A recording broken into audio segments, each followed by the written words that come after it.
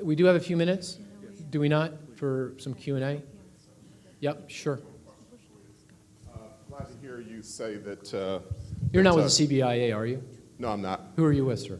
I'm one of those good banks here in Connecticut. Oh, yeah, okay, good. Okay. Good, yeah. You know, I hear this all the time. That I like your tie. Thank you very Yes. much. I like yours too. Yes. We hear all the time this comment that the banks are not lending because they have issues and problems and that kind of thing. And I happen to run a pretty good bank, Liberty Bank, here in Connecticut, Liberty Bank. And what we find is that, you know, we've got 10 or 15 lenders out on the road trying to drum up business. What we find is it's really a lack of consumer confidence. It's not that there isn't capital available to be invested. We can't find the demand. So I'm wondering if you can comment on that and whether that's what you're seeing around the rest of the country. Yeah, that's a good point. You know, and in my comments, I focused on the supply of credit to small business. But you're absolutely right. One other reason for the lack of loan growth is the lack of demand. And that probably is more important than the lack of supply. But the lack of supply, in my view, is an issue. And I have two pieces of information that supports that view. The first is, I think it's pretty clear that lenders have significantly tightened their underwriting. Now, admittedly, you should. It was, in many cases, too easy in the boom times. And in the context of 9.6% unemployment and falling house prices, you would instinctively, naturally, under your underwriting criteria, have a tighter underwriting. But that is part of the problem. The pendulum has swung too far with respect to those underwriting standards. We need to get it back more towards a happy medium. Now, it's kind of a chicken and egg kind of problem, but you know, that's what we need to work on. The other thing is, if you look at the programs that policymakers have put together to try to help provide credit to small business, they are oversubscribed. I mean, take a look at, as part of the stimulus, the SBA got some money, and they were permitted to make some changes to the SBA program to make it more attractive to the banks. So, for example, 90% loan guarantee, I believe, on 7A loans. Those programs are oversubscribed. They don't have enough funding for meeting all of the demand for those SBA loans. So I concur that demand is a problem, but I also think that there is an issue on the supply side, and you know, if we can make progress in getting that pendulum back towards the middle on the underwriting, it would be to everyone's benefit. To everyone's benefit. Yes, sir. Can I pick whom I choose? Sure. Is that okay? I don't know. There's different rules in different parts of the country. If I did this in Texas, I'd be in big trouble. Yeah.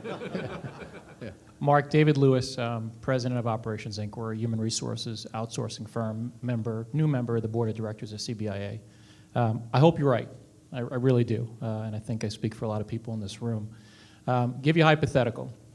Whoever the next governor is calls you up, says they're willing to make you a deal. They'll give you a commission deal, and the commission deal is this. You go and advise this state on what to do to close the $3.5 billion budget gap and the $61 billion unfunded pension gap. And you have 2 years to do it, because as a politician, I want to have something to rest on 2 years from now that'll hopefully carry me to re-election. What kind of plan, or at least the 3 things that you would tell the next governor of this state to do? Well, let me first say that I'm only going to answer that question in broad generalities because I don't know your situation well. But if the next governor would like to call me in on a commission basis, you know, I have no problem. I'd be very interested to give him my whatever $1,000 worth. You know, I'm only joking. I'm only kidding. I'd give it for. I'd be very honored to be asked to come in and do it for nothing. I'd give him or her or whoever. I haven't been following carefully. I'm from Pennsylvania. I've got my own problems. Yeah, my own political problems. But let me answer it in the following way. First of all, I think it's important to be bold. Look at the governor of New Jersey. I think that's a prototype for the kind of action that needs to be taken. Now, he's probably not doing everything right. In fact, I'm sure he's not. But he is taking very aggressive action, and I think it's ultimately going to benefit the state of New Jersey, the residents of the state, and him as well, politically. So I think it's time to be extremely aggressive with respect to the fiscal situation and make those really hard choices and fight those battles. The time is right, the political environment is right. There is no better time to do this. And frankly, the bar is very low with respect to expectations. Everyone doesn't think anything's going to happen. The economy stinks. You just have to take one step in the right direction and you're going to be a hero. So suggestion number one is do a lot more than you think than you would normally think prudent to do. Just be very, very aggressive. Point number two, I think things are going to turn out for states like Connecticut much better than anticipated. States like Connecticut, New Jersey, New York, Illinois, California, where the budget problems are the most severe and the biggest, are what I call high beta states. That is, when the economy stinks, your revenues to get completely hammered because of the way your tax code is structured, right? Graduated income, capital gains, that kind of thing, corporate income tax. And again, I don't know Connecticut all that well, I'm speaking generally. And you get a lot of revenue growth when the economy turns. And I suspect come 2012, if you make some hard budget choices in 2011, 2012, you're going to get a real tailwind coming from the revenue side, and it's going to look really much better by 2012 and 2013. Point number three, broad point number three, is when that happens, the boot is going to come off the neck, and the inclination is not to tackle the real long-term problem, and that is unfunded liabilities, right? And I don't think we're going to have the political will and appetite to do that, but I would strongly argue that in this better economic environment that I think will prevail in 2013, that's the time to make those really difficult choices with respect to those unfunded liabilities. Because if you don't, that is going to be the thing that is going to be the key problem in the next financial crisis 10, 15 years down the road. It may not be our problem, we're getting too old, but, excuse me, I'm getting too old. But that is certainly going to be the problem for our children. And wouldn't it be great if we could really make a dent in that problem before we, turned over the leadership to the next generation.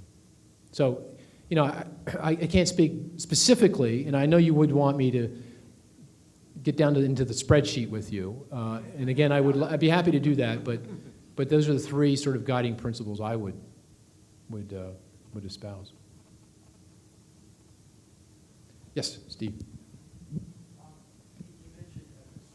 And I'll come back there in just a second. I'll come back. You mentioned fiscal policies being one of the issues we have to resolve. What do you think about the issue of the Fed having to unwind its balance sheet after it has taken on so much in the way of Treasury securities and mortgage securities? Is that potentially going to offset a future recovery just because of the need to, bring that balance sheet back down? Right. So just for folks in the audience who aren't following the Fed as carefully, the Fed has been very aggressive in purchasing Treasury securities and mortgage securities, expanding the size of its balance sheet in an effort to keep interest rates, long-term interest rates down, fixed mortgage rates down, corporate rates down. And so now they own a lot of mortgage securities, they own a lot of Fannie Freddie debt, they own a lot of Treasury securities, and they're now very likely to re-engage in more Treasury purchases in an effort to keep rates down, again, to ensure that the recovery remains intact. And in my view, I think this is entirely appropriate in the context of point number one and point number two. I mean, if we go back into recession, it's going to be pretty dark, and I think the Federal Reserve understands that and is going to do everything in its power to ensure that we don't get into that dark scenario. And I think it's also very likely that the Federal Reserve isn't going to be able to unwind its balance sheet perfectly gracefully, that they're not going to be able to land the inflation plane right on the tarmac, so to speak. So if you told me out in 2012, probably 13, 14, that inflation was above target, target's 2%, it's 3.5%, 4%, I'd say, I wouldn't argue with you. But I would also say that I'm willing to take that chance in the context of the more pressing risk that exists at the current point in time. And I think there is a reasonable chance they can unwind it reasonably gracefully. I mean, I think the first step is to unwind the mortgage portfolio. And in fact, ironically, I don't know if that's the right word, but re-engaging in quantitative easing and bringing down fixed mortgage rates will make it easier for them to work off their mortgage portfolio because it'll run off with the refinancing. And then with the Treasury securities, I think they essentially, all they need to do is hold it to maturity. I don't think they never need to sell. They just let it run off over time, and it'll take 3-5 years to run off, and they'll get their balance sheet back in order. So I think they can do it in a reasonably graceful way. And let me finally, just to reiterate, I think the risk of them not doing it perfectly right in the future is not a reason not to be aggressive at this point in time. Boy, that sounds like a Fed chairman, doesn't it? Yeah. But you understand what I mean. Yeah. I know there was a question in the back. Was there not? Lady in green? Or maybe she was the person with the mic. Yeah. But do we have time for one more if there is one? If there is one more, if you're just too tired? Okay.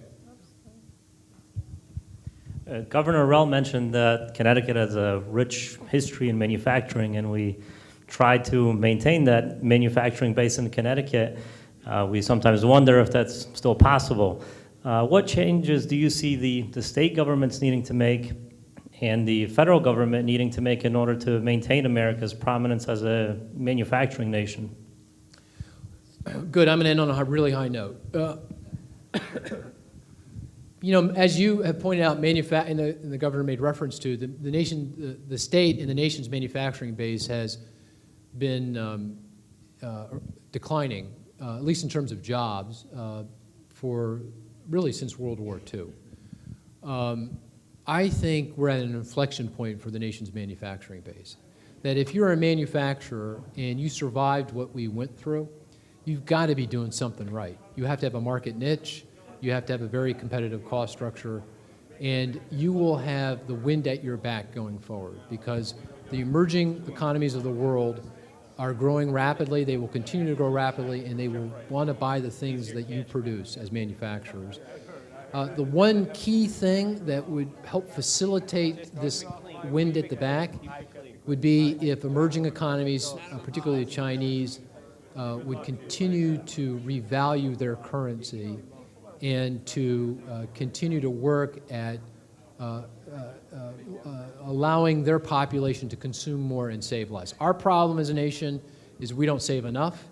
Their problem as a nation is that they save too much. They don't have a social safety net. They don't have health care. They don't have Social Security like we do. They feel like they need to save a lot more. We need to help them build those social safety nets so that they feel confident enough to start spending more and saving a little bit less.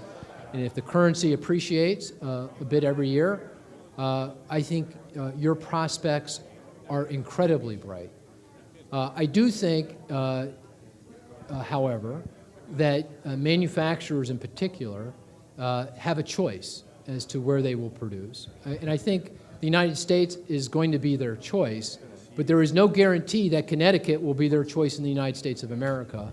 And this does mean that when addressing your fiscal problems, it probably makes more sense to focus on spending restraint than on tax increases. That if you look historically at other countries and in our own historical experience in addressing fiscal problems, those economies that have addressed their fiscal problems through spending restraint more than tax increases ultimately do better. Now, I think we're going to have to do both, but I do think if policymakers were prudent, particularly in high tax regions of the country, they would focus on the spending side more than on the tax side, and that will serve them well and their economies well long into the future. Thank you very much. It was an opportunity.